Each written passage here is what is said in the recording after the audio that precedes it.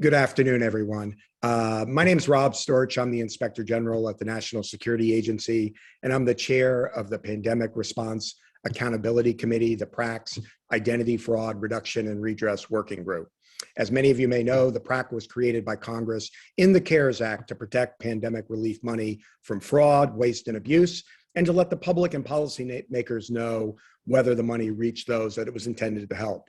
I'm actually still new to the PRAC, but we're very excited to partner with the National Academy of Public Administration for what I understand to be the fourth time with this event, in particular aimed at discussing and raising awareness of the public's experience applying for financial assistance from different pandemic relief programs.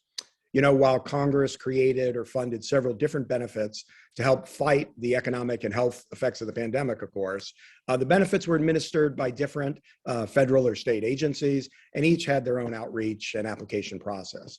Ultimately, it takes time for people to navigate these different systems and to apply for benefits. The time spent is spent filling out paperwork, submitting documentation, creating an online account, waiting on hold, and in many cases, regrettably, finding out that you're a victim of identity theft. With all this in mind, as agencies across all levels of government continue to distribute the $5 trillion in pandemic relief funds, key questions are, what have we learned about making it easier for people to apply to get benefits, and what challenges remain? The panelists you're going to hear from shortly will help us to answer these questions. They've all done valuable work across academia, nonprofits, and federal and local government in the area, and we're really very grateful for them taking the time to be with us today. I'm also pleased that the PRAC's Identity Fraud Reduction and Redress Working Group is contributing in this area as well. This Monday, we released our key insights report on identity fraud reduction and redress, which assessed previous work and recommendations made by inspectors general in this space and highlighted opportunities for other federal agencies to consider. And a really important finding from the report demonstrated that federal oversight work in this area has not really focused on the redress for identity fraud victims. And as such, coordinating oversight efforts in that area will be a major focus for the PRAC and for our working group moving forward. You can find the report I just showed you briefly on the PRAC's website, pandemicoversight.gov. So with that, let me thank everybody for tuning in today. Let me turn it over to Joe Mitchell of NAPA, who's going to be our moderator for today's event. Thanks, everyone. Great. Thank you, Rob. So I'm Joe Mitchell. I direct strategic initiatives and international programs at the National Academy of Public Administration. We are an independent, nonpartisan, nonprofit organization dedicated to a just, fair, and inclusive government that strengthens communities and protects democracy. So consistent with that vision and mission, we're really excited to be working with the PRAC and talking today about what it's like to apply for pandemic relief funds. Super excited here to have a great group of panelists that I'll welcome to the virtual stage. Pam Hurd from Georgetown University, Nina Olson, Center for Taxpayer Rights, and Julia Simone-Michel from Philadelphia Legal Assistant. So welcome everyone. Super excited about having the conversation with you all today.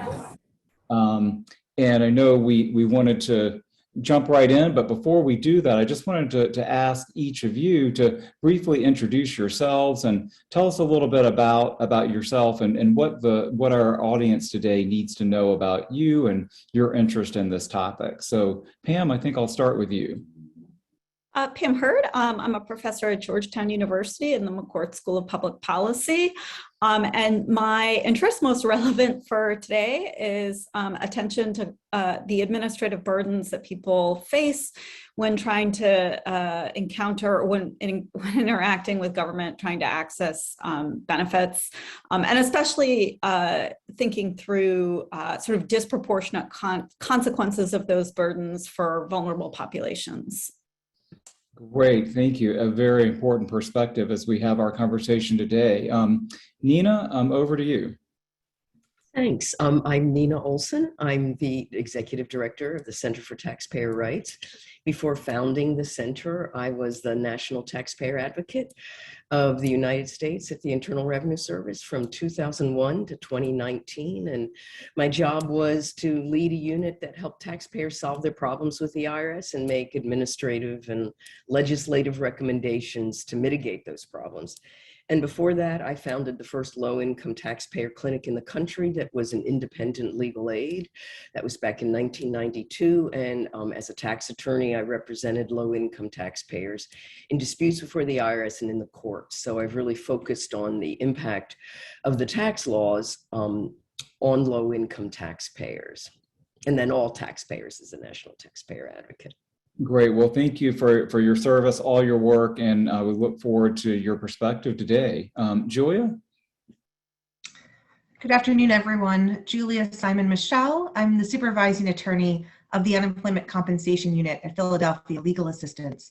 Philadelphia Legal Assistance is a legal services provider. We represent low-income Philadelphians and their family on civil legal issues. I focus, as my title suggests, on unemployment benefits. Our unit represented thousands of individuals during the pandemic, but have been in this work for a decade, as very specifically working on employment cases and much longer with public benefits work. And we represent unemployed individuals at all parts of the unemployment process. And during the pandemic, a lot of that was expanded to provide a lot of navigational services to individuals just trying to figure out where to go, how to apply, whether they were eligible. And I'll just add that for the last 5 years, I've also focused a lot on the use of new technologies in unemployment systems. Great. Well, thank you for all of your work with the public on these programs and for being here today. So I think everybody can see we've got a great group to talk today. I would say at the outset, if you have questions, please put those in the chat as you think of them. We've set aside some time for the panelists to address audience questions, and we'll get through as many of those as we can. So to get started, Pam, well, first of all, I just wanted to say we've got what we're going to focus on at this point is really kind of grounding, make sure we think about, it's hard to believe this has been going on for over 2 years now, but it was such a shock. You know, we've gotten used to living in this way, but it was a very different, context that we were facing at that time. So wanted to kind of set that grounding. And so Pam, I thought I'd start with you around, the CARES Act and other legislation created some new programs to provide relief to the public.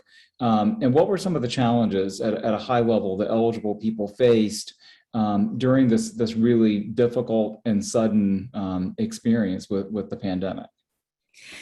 Yeah, I mean, broadly, people faced a wide array of administrative burdens, challenges, basically navigating and accessing these really critical and generous benefits that were created via a range of legislative relief packages throughout the pandemic. And so just writ large, the one way to think about these burdens basically is that they entail 3 types of costs. So there's sort of learning costs. Are people even aware that these benefits exist and that they're meant to help them, and what they might need to do even if they learn about them to actually access and apply for them? So one example around learning costs would be, for example, the rental relief program, the emergency assistance program around rental relief. As of November 2021, I believe only about a third of those funds had actually been distributed, despite a ton of evidence that people were struggling basically in terms of meeting rent. And so some of that was literally just that people weren't aware that the program existed. The second type of cost are compliance costs. And these are what we typically think about when we think about like red tape or difficulty applying to benefits for the government. And this is like all the documentation, the paperwork, all those sorts of things. I think the most ready example of these kinds of costs during the pandemic were around unemployment insurance. And so we all saw the news stories about crashing websites and phone lines that didn't work, and just a range of different barriers that people encountered when they were trying to receive unemployment insurance. And then the last category are psychological costs. So this is the sort of stress, frustration, anxiety, and even fear that people experience when they run into these burdens. And so in the course of the pandemic, right, we had these programs like increased food assistance, rental assistance, increased access to programs like Medicaid. But when people encounter these barriers, for example, say in the UI system, for some people, like they didn't have any money left in their checking account.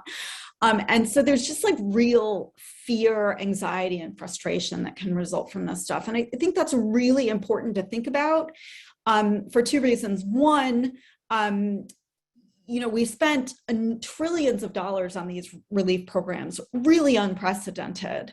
But for some people, and we've really seen this in media accounts, what they're left with is not the fact that we created these incredible programs and devoted enormous amounts of resources to trying to help them. Instead, what they're left with is these sort of bad feelings about what those encounters actually felt like. And that's not the kind of outcome any one of us want.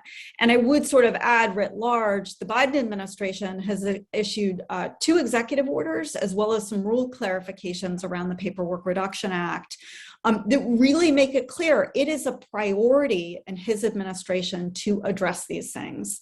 And he was also very clear to articulate in particularly the recent guidance around the Paperwork Reduction Act and the Customer Experience Act, that these psychological costs matters a lot too, and the agencies are required to take these things into account when you think about sort of relative benefits and costs when we enact these kinds of procedures.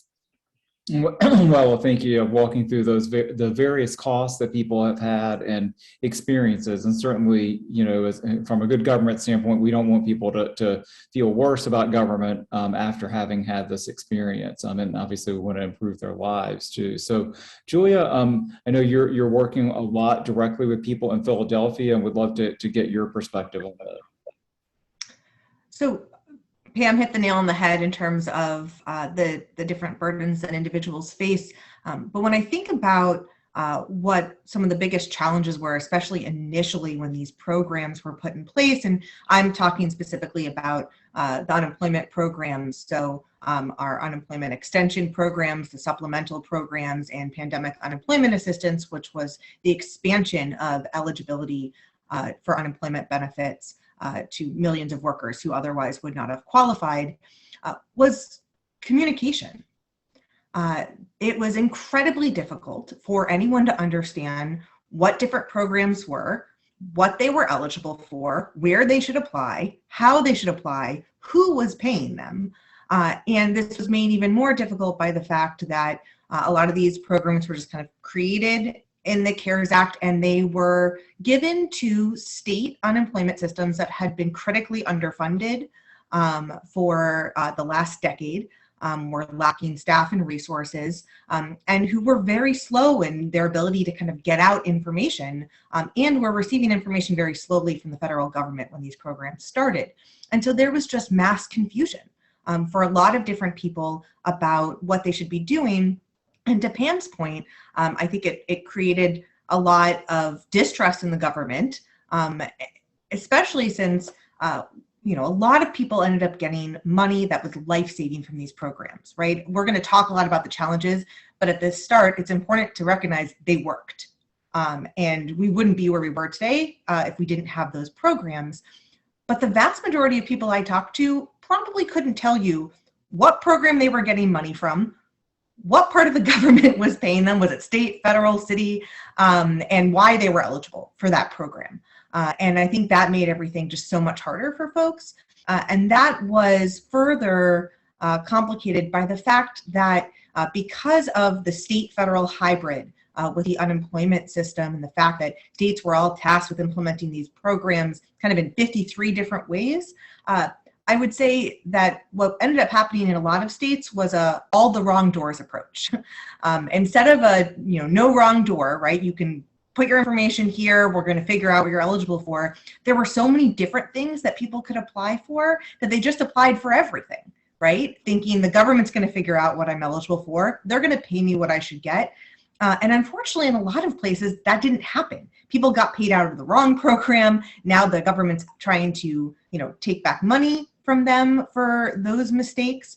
And it's making them, I think, even less interested in engaging in these programs going forward instead of more interested, right? Which is usually what you would think would happen coming out of a situation like this where people have received life-saving benefits. Well, thank you. Yeah, it truly was an unprecedented situation, and people, when they were trying to access this, were going through themselves. I mean, some horrific experiences and real fear for themselves and their family members and their communities. So, Nina, you have done a lot of work. You worked at the IRS. You continue to work with the IRS.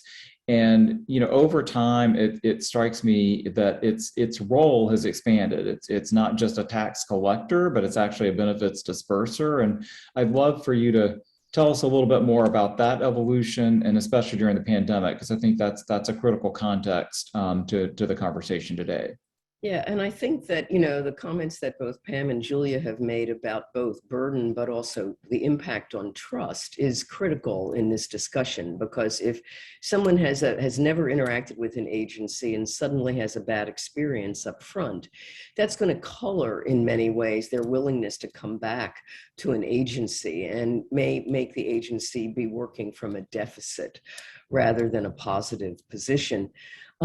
Back in 2010, I recommended to the IRS that it adopt a dual mission statement because it had traditionally viewed itself as a revenue collector and as a law enforcement agency. But Congress had continued over time to give it social benefit programs to administer. And the predominant one by 2010 was the Earned Income Tax Credit, which was a refundable credit that went to working poor families and was one of the major federal poverty programs, anti-poverty programs for families. And it was administered by the Internal Revenue Service. And it just seemed crazy that we would be taking the same approach to this program and a population that was very different from people who might be trying to park money overseas or, things like that. And as time went on, actually, the IRS, the child tax credit was expanded, the earned income tax credit was expanded, the IRS was given the premium tax credit to subsidize the entire healthcare of the United States. And so you see more and more programs going in. And then with the advent of the pandemic, well, in 2008, it was given the responsibility to get out economic stimulus payments during the recession. And so it actually had to, under that legislation, had to reach out to taxpayers like Social Security recipients, et cetera, who had no obligation to file returns, and it was making them file returns. And this was, the Social Security elderly and the disabled, they were not necessarily equipped to file these returns. And as a lesson that was learned from that was when we came around to the economic impact payments in the CARES Act, Congress said, IRS, we want you, at least for Social Security, for railroad retirement benefits, and also for Veterans Affairs, that you utilize the data that is already on hand. And all of these people have direct deposit accounts or debit cards with the government, make those payments directly through them if they don't show up on an income tax return. What that left for the IRS delivering economic impact payments was the group of people who did not have any filing requirement whatsoever, did not have an interaction with the federal government in any one of these programs that I've just mentioned, and needed to be brought into the system. And I think that the IRS did, first of all, a miraculous job in getting the payments out, turning on a dime, the legislation passing in March and getting them out the very beginning of April. That's extraordinary. But where they fell down and what proved to be the real challenge was reaching this population they'd never reached before. And I think some of that is because they had failed over the years to really recognize and prepare for their role as a benefits administrator. Got it. Yeah, I mean, it's a really important part of the story because we rely on the IRS more and more for things that, traditionally they didn't do. So I know we will continue talking about this, but I think that that's important for our audience to really understand. We also have been talking a little bit about data. And so I don't know, Pam, I would like to talk with you about the kind of data that we have. You talked about the different costs. What does the data show us about the financial cost associated with applying for benefits? And what data don't we have that you think that we need? Well, another way to think about this is just basically broadly, what data do we have on the administrative burdens in these programs and the pandemic relief programs, and their impact on beneficiaries. And we know some things, we don't know a lot of things. What I would generically say that we know is that programs that already existed. So for example, SNAP, they increased benefits for food stamps. Those programs worked really well.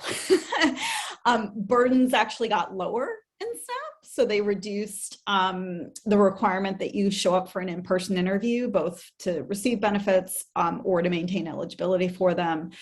That was a resounding success. Indeed, some states like Wisconsin are now sort of eliminating that requirement by and large for their SNAP interviewees. So that's a huge reduction in burden. We know that from existing empirical evidence. But programs that were sort of new, so there was a food stamp program that was brand new, which was meant to provide additional supplements to offset the fact that kids weren't getting school lunches, did not go well. It was slow off the ground, a lot of variation across states and how successfully they delivered those dollars. In short, basically, when you started these brand new programs, states, localities, and to some extent even the federal government just didn't have the capacity to turn around on a dime and start a brand new program. So I think that's really one big picture part here about what we know from existing evidence about these programs. Yeah, so kind of it was easier if you used existing programs. People were already plugged into those.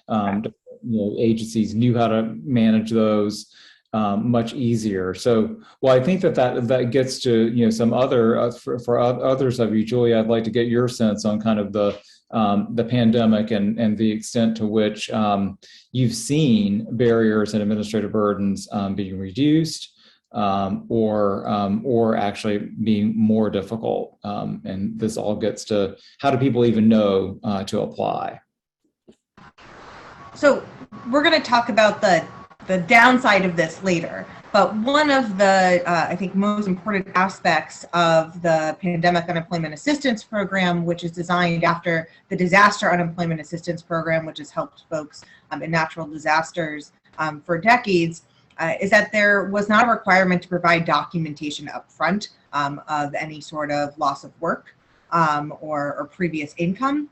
And that's really important when people are experiencing trauma because people are losing their homes, they're moving, they're with different people, and trying to figure out what documents you need, find those documents, and as we'll get into a little bit later, figure out how to use technology to upload those documents are incredible barriers for a lot of individuals. And so this program was able to pay people quickly because they were not required upfront to provide a lot of that documentation, and it did work on self-certification.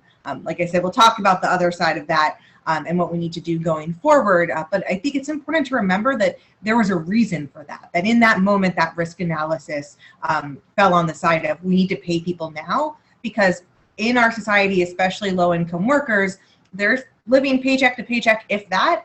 And if you go 2-3 weeks without pay, you are in serious trouble. And so the need to get money out quickly was incredibly important. The second thing in terms of reducing barriers, I would say, was expanded eligibility.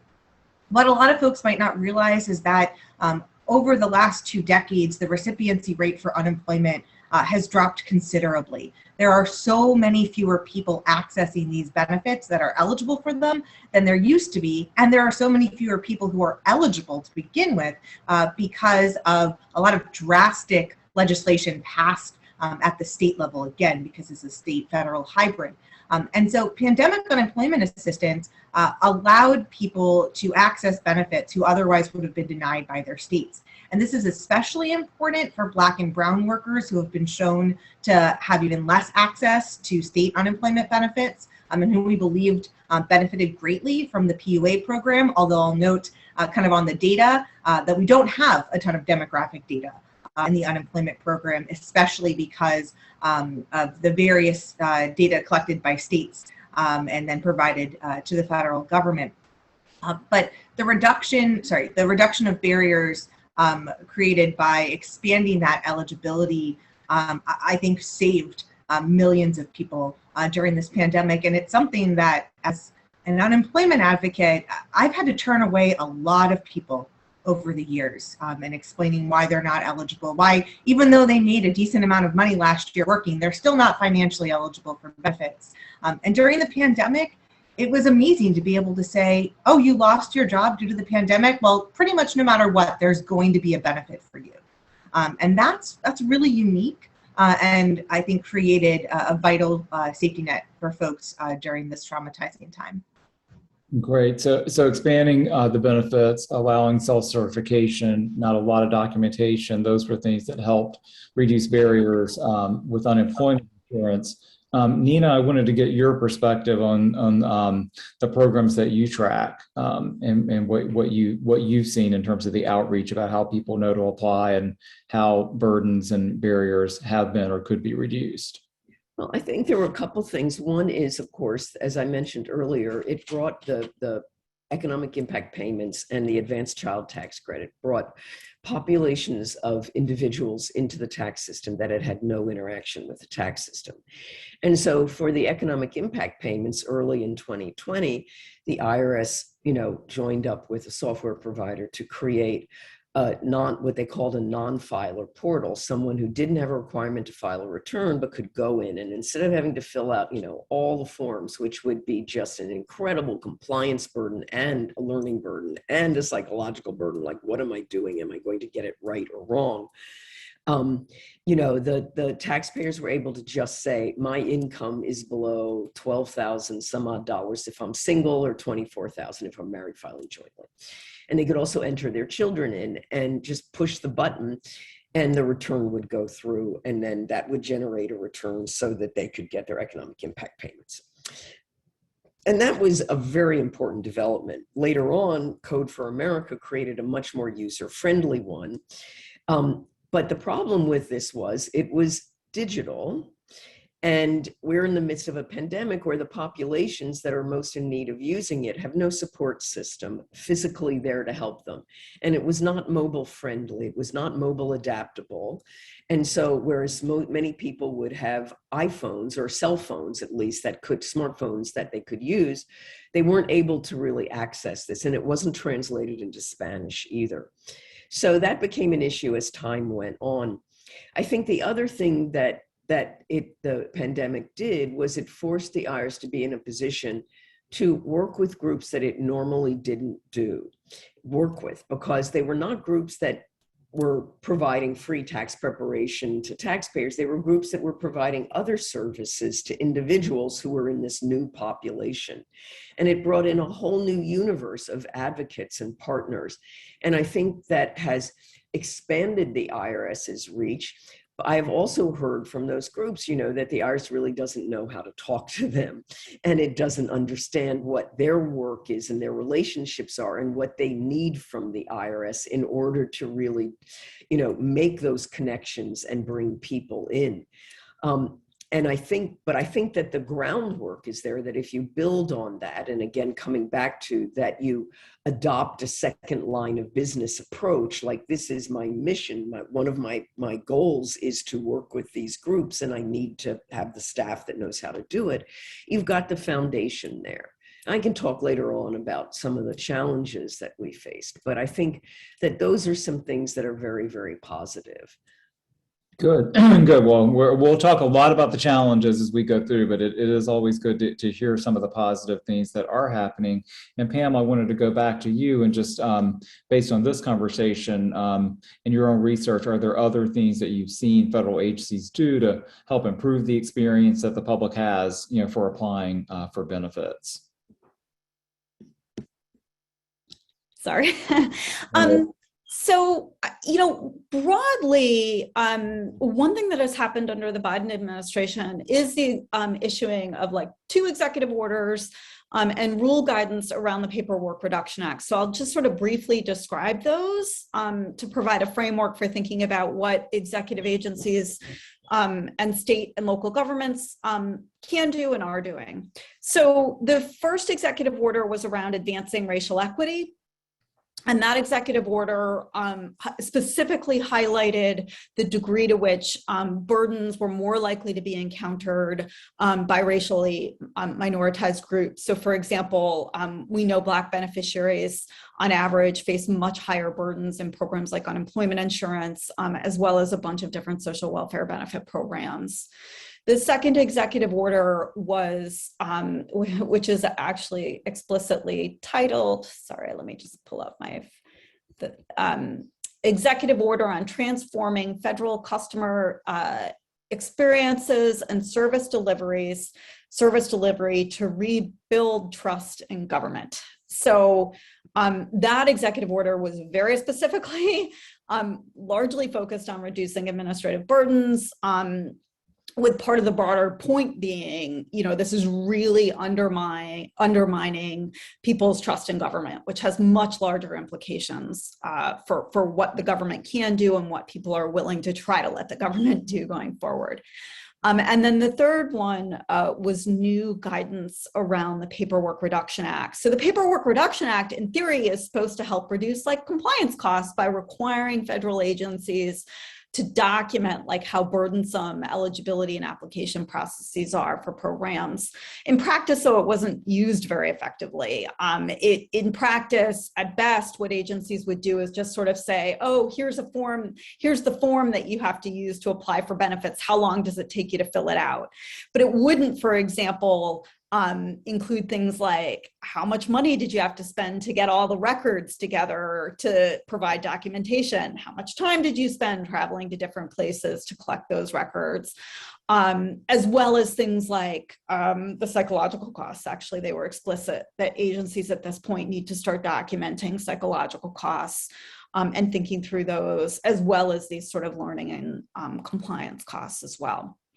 So agencies have a lot of tools. And to be clear here, this guidance applies to federal agencies, but it does also apply to state, county, and local governments that administer most of these programs, right? These are unemployment insurance, SNAP, Medicaid. A lot of these programs are effectively administered with a partnership between the federal government, state governments, and local governments. So this applies to all of those groups, anyone administering these programs.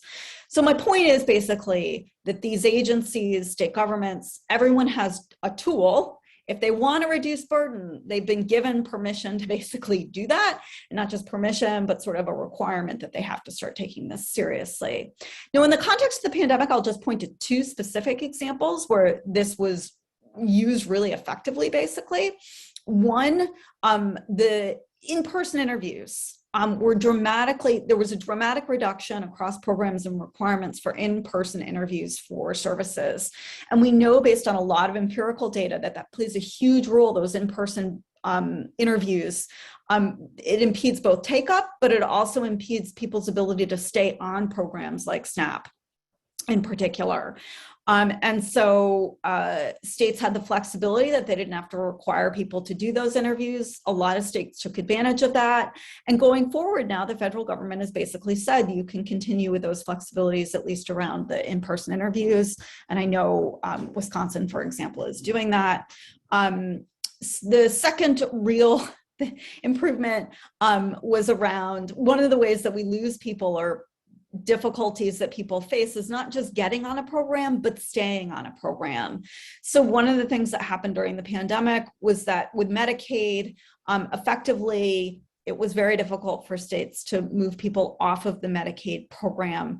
But we know that there's a ton of churn. We know that large numbers of people lose access to their Medicaid benefits when they're supposed to be documenting that they're still eligible for those benefits, largely because they can't navigate the process of doing it, not because they're not still eligible for the program. And we saw huge reductions in burdens associated with that. We can talk later about some challenges going forward once states have to start redoing those processes again, but I think it was an incredible lesson about the consequences of recertification in terms of people maintaining eligibility for programs, even when they're still eligible, and the consequences of those burdens during those processes. Right, and so it sounds like we've developed some new tools to make things easier for people, and we just need to just continue to build on that as we move forward. So those are some good things to to talk about. We also, obviously, there are various challenges. I know in terms of different the program designs for applicants. PRAC has talked about how, for example, FEMA's Funeral Assistance Program really had only one single option for applying, and that was the phone. So, Julia, I'd like to ask you kind of what's your take on that? How important is it for the public to have multiple options to apply for benefits? And what is the impact of that on recipients? So going off quickly what Pam just said, when we talk about accessing benefits, there are two aspects, right? One is initially applying and getting benefits, and the second is staying on those benefits. And before kind of focusing on the first, I just want to agree with Pam that keeping people enrolled in benefits is one of the most important aspects of successful programs here. And that was a huge issue in the unemployment program, that there were many different cutoffs for folks at different times that were unexplained. And if you put yourself in the position of somebody who waited 5 months to get their benefits initially, you get benefits for a month and then you get cut off and you have no idea why. I think one number we don't really understand is how many people we lost in that part of the process, how many people give up in that moment, given everything else going on in their life. And just one example of that is the pandemic emergency unemployment compensation. This was the week extension for unemployment, right? That got people many additional weeks of benefits. In Pennsylvania initially, you were automatically enrolled in that when you exhausted your state benefits. You just kept filing, and if they saw you were eligible for it, they continued to pay you into that extension.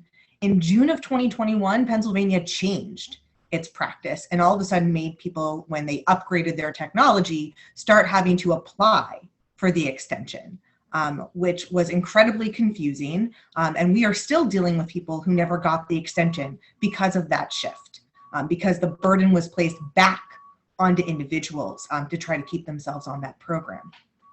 In terms of applying, this actually was a core struggle for those trying to access unemployment, which is that, over the last decade, we've moved these systems more and more online. And I have lots of clients that love to access things on their phone, love to get emails, right? But I also have lots of clients that cannot figure out how to navigate a smartphone, and who want to be able to have a piece of paper in front of them. And almost all clients of mine, regardless of whether they're technologically savvy or not, want to speak to a human, especially when they are confused about a process. And for most of the unemployment benefits during the pandemic, the only way to access them was through online applications. States ostensibly had telephone numbers that you could call, but those numbers were inaccessible due to the number of people trying to reach.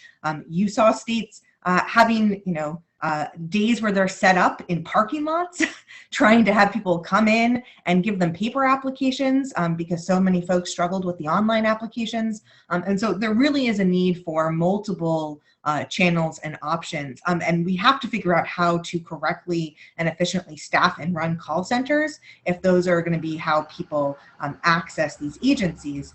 And you saw this impact people in really horrible ways. We had a lot of clients who came to us later who, wanted to apply for the pandemic unemployment assistance program, but didn't speak English, didn't have access to a computer, couldn't do it on a smartphone.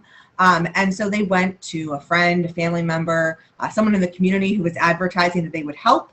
They gave that person their information. That person applied for the benefits, and that person ran away with the benefits. And these people not only never got the benefits, but the government considers them accountable for that because they gave their information to someone else. Well, they gave their information to someone else because they were desperate and the government wasn't meeting the need in that moment that it needed to. It wasn't providing access. It wasn't providing support. And so when we think about this, it's important to remember that people do struggle with technology still. And Nina touched on this earlier with the Get CTC app, right? These any sort of online application has to be mobile responsive. It has to be available in many different languages. You need support centers, call centers that offer different languages for assistance. And at the core of all of this, we have to keep going back to plain language.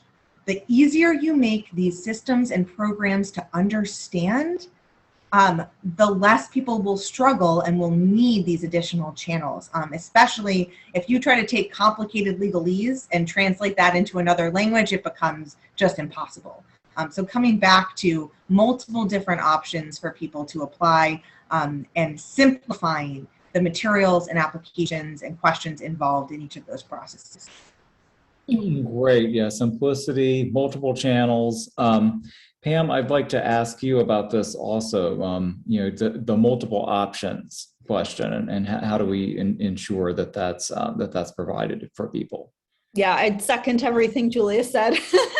The one thing I would just sort of add is, I just want to emphasize how much evidence we have about the consequences when you don't provide multiple types of methods of access. So for example, there have been a lot of closures of Social Security Administration field offices. And those closures, we have data showing that the most vulnerable populations, people with the most severe kinds of disabilities, were the ones who were most significantly affected by those closures and were much less likely to apply for and then consequently get benefits. And these are people who we absolutely would expect to be eligible and obviously need those benefits. So it has real consequences. So we know, generically speaking, that only online access is problematic for low-income populations, including in rural areas who have trouble accessing broadband, as well as just sort of internet literacy skills. Huge problems for older adults. But the flip side, of course, is that you don't only want to offer in person, because for other people, for example, for low-income populations and urban area, or low-income populations, generally speaking, who are working multiple jobs, for example, have young kids, asking them to show up at an office an hour away from them at a specific time that they have no control over to keep on a program like that. That's not what I mean when I say it's good to have access to in-person services. That's not helpful. So it's really about these sort of multiple modes that's just super critical. Yeah, got it. Yeah, you need to have multiple ways for people to gain access, not one way. So continuing with the theme of kind of, what people experienced and whether it's easier to access benefits from certain programs. Nina, I wanted to turn to you and ask, kind of one, to build on the conversation we've already been having, but also just in general, which communities are affected most by the resources required to receive the benefits of these programs? Well, in the context of the IRS and the programs it delivered, if you were a taxpayer, then you were already in the system. But for the population that was brought in for the economic impact payments or the advanced child tax credit that did not have filing requirements and maybe even no income whatsoever, what you really saw were obviously the low income or no income, which often had large percentages of Black, Hispanic, Indigenous immigrants. And, folks from Puerto Rico, where there was very little infrastructure and a footprint of the IRS in place. And then also you had people with special needs like domestic violence survivors or people who had disabilities or were elderly. And so all of them were in that population. And I think, the IRS's experience with its phones, and it was, of course, shut down itself, just like Social Security was. But as it created this filing portal, there was literally no backup support for people having challenges. And along the way, the IRS hired contractors using some of the money. But the problem is that all the contractors could do was they could maybe answer the phone and they could read FAQ answers that were already posted on the website, but they couldn't see the taxpayers' accounts because that's confidential tax information and only IRS employees can see that. So it actually increased the frustration of people who had sat on the call for, even hours to get through, only to be read something from an FAQ online that they had already read themselves or somebody else had. And the real question that they had, they couldn't ask. And often they were transferred to another line where they waited hours until they got what is called in the IRS world a courtesy disconnect, which I can tell you there's nothing courteous about it when you're disconnected. So, you just don't have that staffing set up and the disaster planning for what if everything shuts down? How do you maintain a call site? And I think that really affected folks. They weren't able to get issue resolution. They weren't able to get information. The other thing that I saw, which goes to, both the urgency of the payments, but also not really understanding the population. In the first round of economic impact payments, kudos to the IRS getting them out quickly and creating the non-filer portal. What they said was, if you are a Social Security recipient or a VA recipient or any one of these other populations where we're going to automatically pay you money out, you don't have to even file a return. But if you have a child and you want to get the payment for your child, you need to come in and fill in a return because we don't know about whether you have children or not. Well, that's a legitimate issue, and they created the portal to make it relatively simple if you can navigate it. Well, the problem was that with Social Security folks who are old age and disability, retired and disabled, the IRS gave them less than 40 hours to come in on an online portal to complete this tax return and list their children in April, when there was 2020, when there was no support systems available to people. And if you didn't come in by that date, the IRS's position was, well, you have to wait until April, until next year, file a tax return and claim it then. Good news, you can still get it. Well, that's not good news. And of course, Julia's, legal aid brought a lawsuit that ultimately caused the IRS to rethink that and open up the portal again so people could enter their children's information and get supplemental payments for their children. But you just have to think, if you were really thinking about the population and understood the needs of the population and the compliance burdens and the learning costs and the psychological costs, then you would actually have said, okay, we're trying to get this money out really quickly. And so for the first round, if you can come in by this date, we will give you your payments. But don't worry, because once a month, we'll issue more payments for children. So if you miss the first round, you can come in the second round and we'll do that. You don't have to wait until next year. And instead, they created this great distress and also burden on themselves, because ultimately through the result of the lawsuit, they ended up having to do the very thing that they denied for 5 months that they had the capacity, to do. And they got bad press when it would have been a good press situation, that they were really recognizing the needs of folks. We've also seen that same kind of challenge with survivors of domestic violence, because the payments are going out to families that are mixed families. They may have based because they were married the year that the advance payment was calculated on. They're no longer married and they have the kids and they should be getting the payments, but the payments are going to someone else.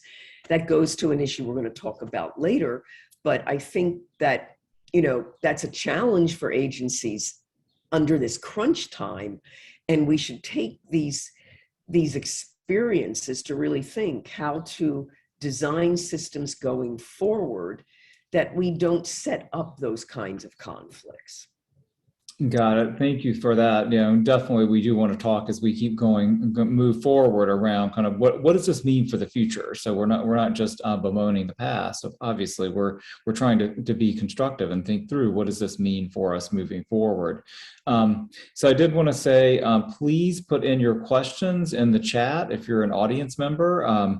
We will get through as many of these as possible. I can keep firing away questions, but I want to make sure we get some of your questions answered also. So wanted to move on to the whole issue of kind of the balance of reducing burden and minimizing fraud. Certain programs, Julia, as you've talked about, like unemployment insurance, allowed applicants to self-certify that they were eligible. It made it easier to apply and receive benefits. But we have heard concerns about fraud. And so I was wondering what your take is on how the federal government can really strike that balance between reducing burden and minimizing fraud. So one thing to recognize, and I think a lot of people listening in already know this, is that when we're talking about fraud in this context, we are talking about what was seen during the pandemic with primarily the Pandemic Unemployment Assistance Program, which was international criminal syndicate fraud in the program. The use of stolen identities to take benefits that were owed to other individuals, right? Applying for benefits in somebody else's name. We're not talking about individuals just trying to kind of get benefits that they are not eligible for. Because as I said before, the vast majority of people who got benefits they weren't eligible for got them because they were confused and made mistakes trying to navigate this program.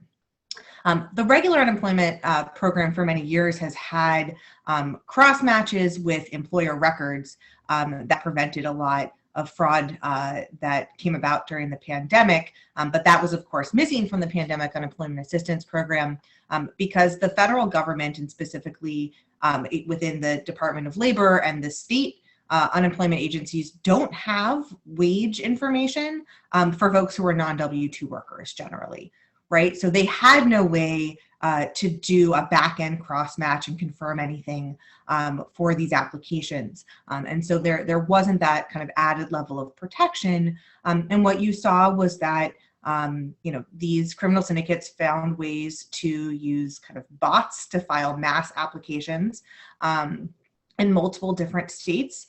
And that's kind of how we got to where we are now. And now, of course, they are also trying to attack the regular state unemployment programs. So when you talk about kind of balancing interests here, part of this has to do with the need in the moment. So in March, April of 2020, the pandemic is hitting. I think that the top priority is getting money to people in a timely manner. Right. And so some other things are going to take a back seat to that. At different points, the risk analysis may be different, but I think it's really important that access be maintained front and center in all of these conversations. In terms of how to do that, one thing that I've been saying for many years, and especially since this pandemic has started, is that these syndicates were able to file for benefits in 53 different states because we have 53 different state unemployment run programs and not, let's say, a single application that would then direct individuals to different states, right? So they were able to use the same trick over and over in different states. And that's because of this kind of hybrid system we have with a federal government that has unfortunately very little control at many times over what states do and how they run these programs. When it comes to kind of identity verification, which is, it seems to be where we're going here, right? How do you stop criminal syndicates that are stealing identities or using synthetic identities? Is that people have to verify their identity to get benefits. And we're starting to move in that direction for a lot of programs, and that's providing its own set of challenges. So to the extent that you're going to use any sort of digital identity verification, I would say you need to make sure that there are kind of a plethora of documents you're willing to accept, right? Like I have clients with a lot of different documents with their information, their address, their social security number that are not necessarily their birth certificate, their social security card, or their driver's license, right? A lot of places required very specific documents when I believe there's a much wider array of documents that people could use to prove their identity. A lot of places only offered digital options, and we need in-person off-ramps. There are a lot of people who cannot navigate the technology needed for digital identity verification, and they need an in-person option. Now, there are some people who can't do in-person and they're going to use digital, right? But I have clients who would walk for 5 hours to get somewhere in person to do this, right? Like I've had people walk 5 hours to get to a hearing. And people will go to great lengths, and I wish they didn't have to do that. That shouldn't be the standard. But having that in-person option is really important for people navigating these systems, and making sure that when somebody is cut off because of an identity issue, that they have a way to contest that. There has to be a process in which they have rights. They have constitutional rights here, but oftentimes they were ignored during this pandemic when it came to benefit cutoffs. And so we need to make sure that there are processes in addition to the ones that are allowed under state law with appeals and things like that, but other ways in which people can contest when their identity has either been stolen or when they are accused of using a stolen identity, and the government is saying, hey, you are not who you say you are, no more benefits for you. Understood. So Nina, I also would like to get your perspective on this, on striking the balance between, reducing burden and minimizing fraud. So, the IRS has been wrestling with identity theft on a massive scale since about 2004. And as the National Taxpayer Advocate, leading the Taxpayer Advocate Service, for years, identity theft and also what the IRS would call possible refund fraud in these refundable credits were the vast majority of our cases, like 40% of our cases. And we really worked with the IRS to try to come up with procedures and create a dedicated unit so that the taxpayer didn't have to go through like 5 different places to basically prove their identity.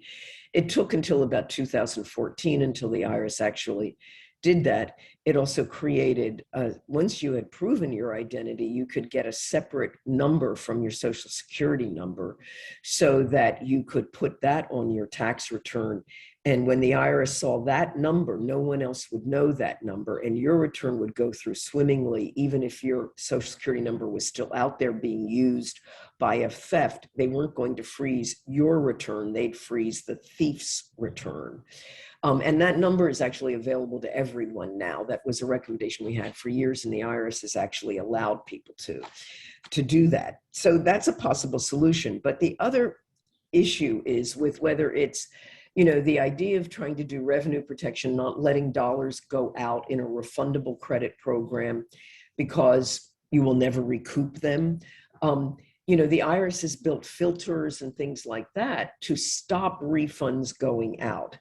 And what we have reported, or we reported when I was the National Taxpayer Advocate, is that those filters had very high false positive rates. At some point, the identity theft filters had a 60% false positive rate, and the refund fraud, quote unquote, filters had an 80% false positive rate, and one filter had a 91% false positive rate. And I really had an understanding that, yes, you need to be very careful about this and stop things. But if you're going to stop a return that contains the refund is 25% of that family's gross income for the year, you better have staffing available that once the machine has stopped the return, there's a human being there to look at it and make a decision quickly whether we really need to be concerned about this return or we can put it back in the system to move on. And what was happening and is still happening year after year after year are these returns are being frozen and they're not released for 6 months later. And now in the pandemic, it could be a year later. And, taxpayer, that just generates more phone calls that nobody can answer and letters that nobody responds to because you've got the machines doing the protection of revenue, but the real work, which requires the human beings to look at it and make the judgments calls, do we need to stop this one really, are not being, is not being staffed and not being done. And then the individuals are experiencing the burden. And at some point they say, well, even though this child has been living with me and I'm entitled to all this stuff, I'm scared to death. I mean, they stopped my return. What is the IRS going to do to me? And then they just stop applying for it, which undermines the whole policy goals of the program, which is something that Pam and Don Moynihan have written about how administrative burden can, whether it's deliberate, intentional or not, can undermine completely the policy goals of the program itself. Yeah, great. Well, that's a great segue to Pam. I know you have some perspectives on this too, in terms of kind of striking that balance about burden and fraud.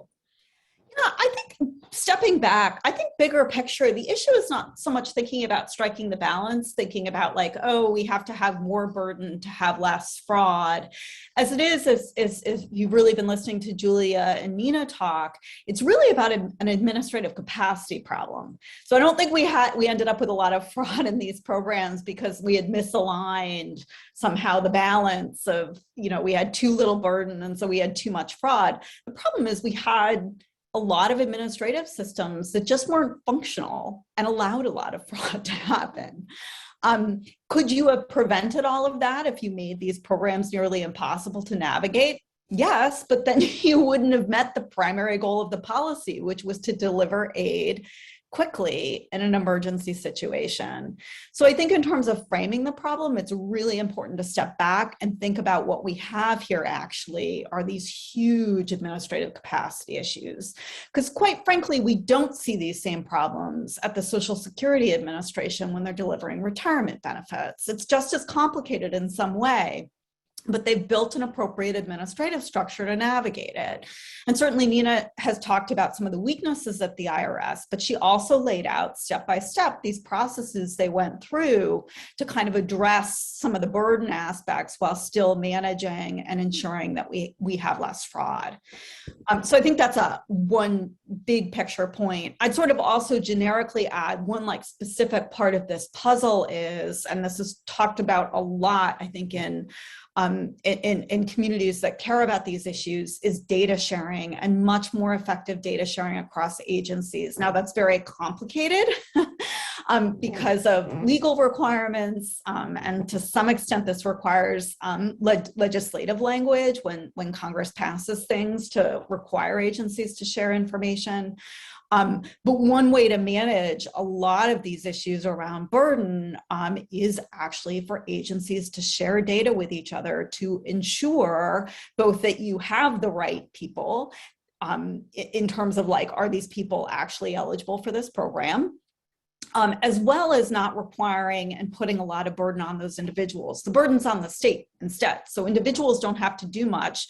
We're behind the scenes kind of gathering all this data to make sure that someone is eligible, to make sure that they're getting the right benefit, so on and so forth. I think those are kind of the bigger picture, really important issues. Got it. That's a really important perspectives. And Julia, I'd like to also turn it back to you. I know you have some additional perspectives on this.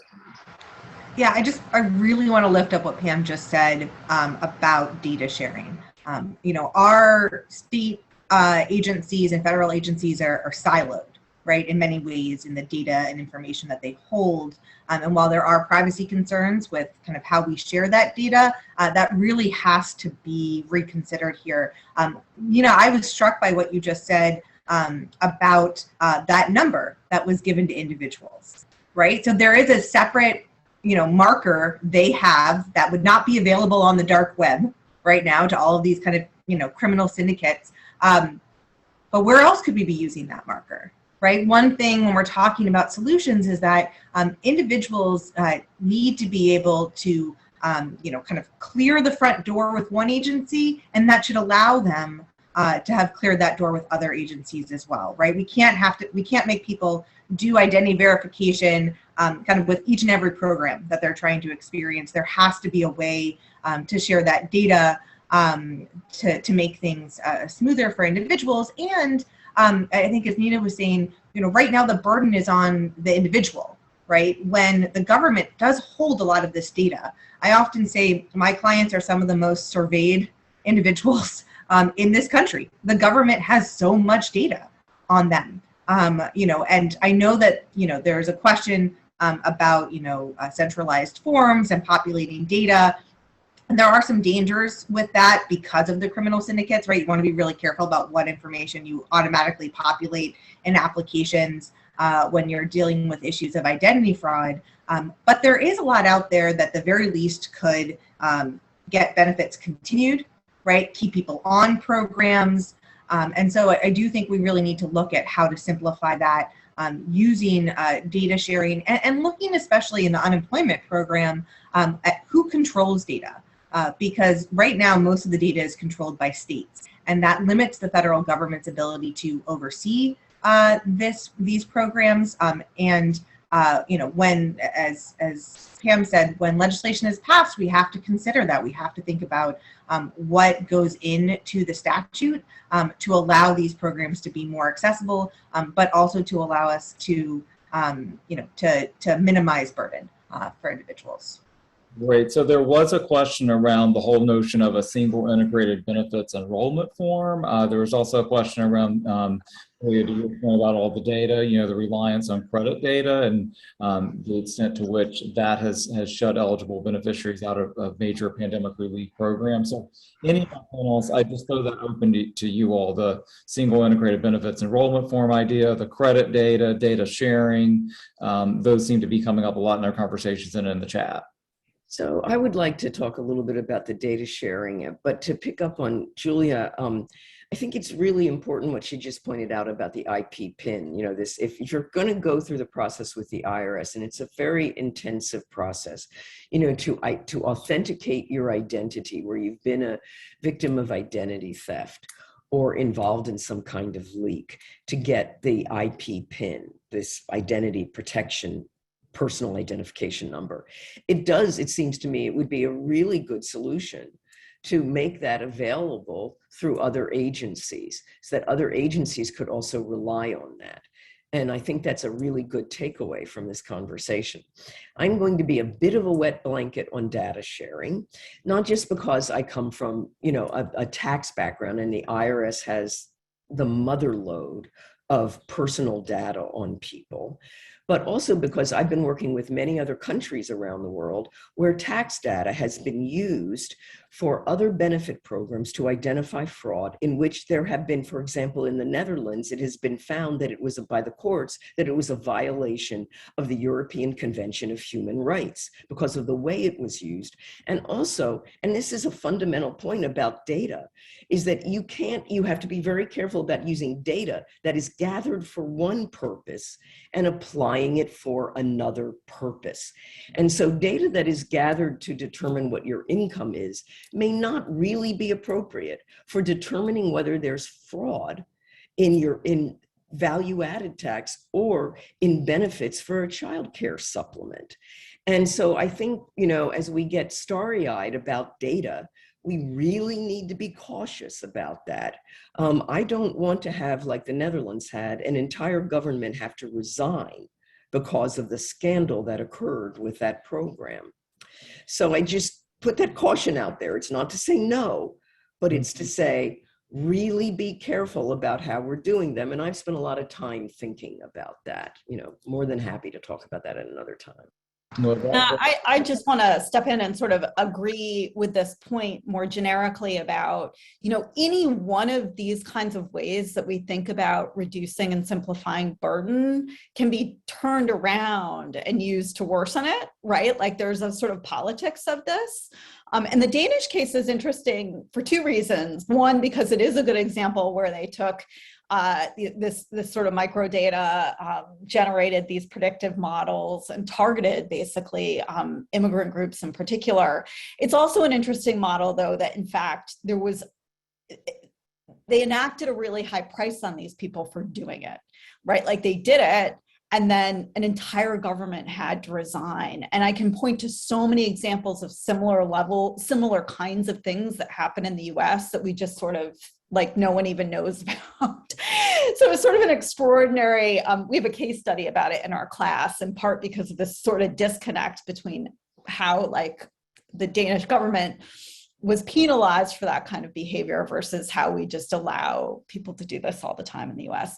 But I would say there is already, to be clear about this, this is already going on. So I'm not suggesting something that we're not doing. There is actually data sharing already that's mandated by statute. So for example, around when you have joint eligibility programs, like if you're eligible for SSI, you're automatically eligible for Medicaid. There's like a pass through. It varies a little bit across states. Those agencies have to share information for that to happen, for example. So we already kind of do this. It's about doing that more frequently. And as Nina points out, absolutely doing it carefully and not using these methods as a means to kind of further add burden or further reduce access to programs for people.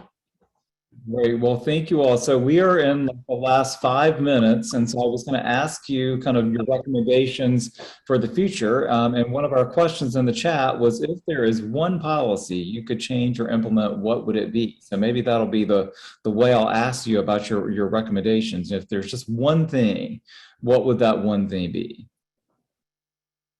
Pam, maybe I'll start with you.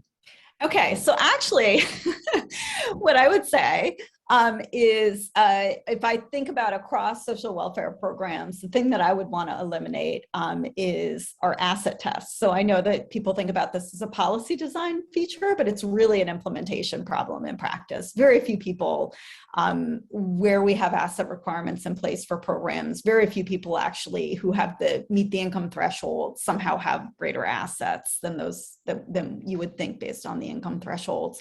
But it produces enormous amounts of administrative burdens, both for beneficiaries, but also for the agencies who administer those programs. And so they're costly.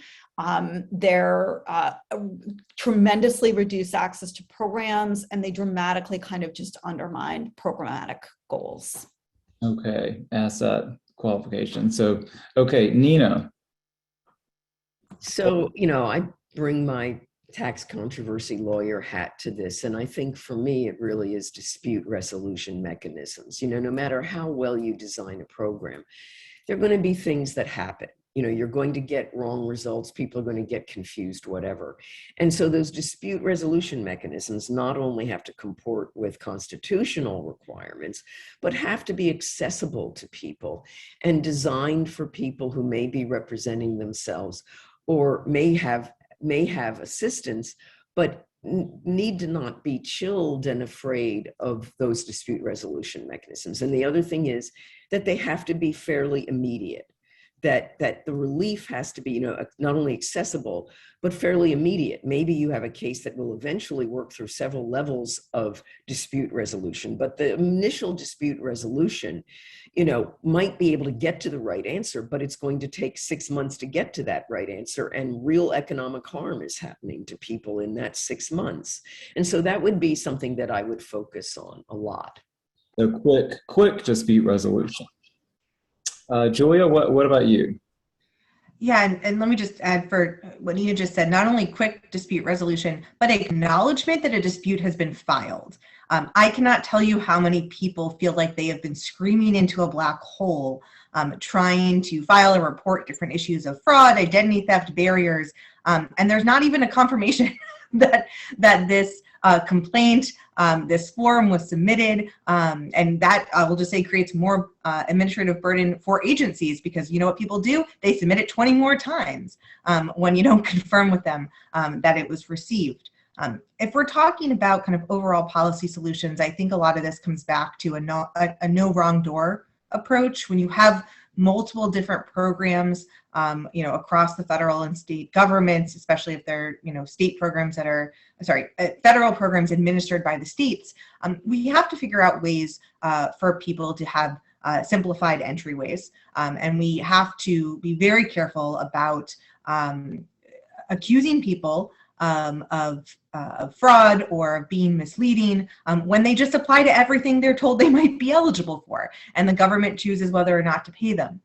A lot of this does come back to the kind of data sharing issue. And so I do think kind of policy-wise, looking into that going forward, I think is a real key. But as Nina pointed out, and as I deal as a legal aid lawyer and somebody deals with low-income populations, guardrails are the priority here. What guardrails do you put on any sort of data sharing? How can it be used? When can it be used? And how can people dispute its use, right? Or even dispute its accuracy if need be. And so I do think that is one of the major solutions going forward, but we have to really look at how we're doing it and how we're protecting people, because I think, as both Nina and Pam said, things like this can easily be turned on their head when given to the wrong individuals.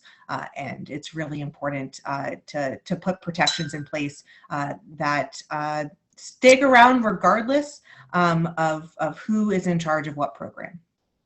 Great. Well, Julia, Pam, Nina, I cannot thank you enough for being here today. I think it's been a fascinating conversation. I really appreciate the opportunity to understand overall what's going on, talk more about people's experiences, and both the good and the bad, and also getting your take on the recommendations for moving forward. And also wanted to thank our audience. We really appreciate you being with us today, and hope that you have found this to be a useful conversation.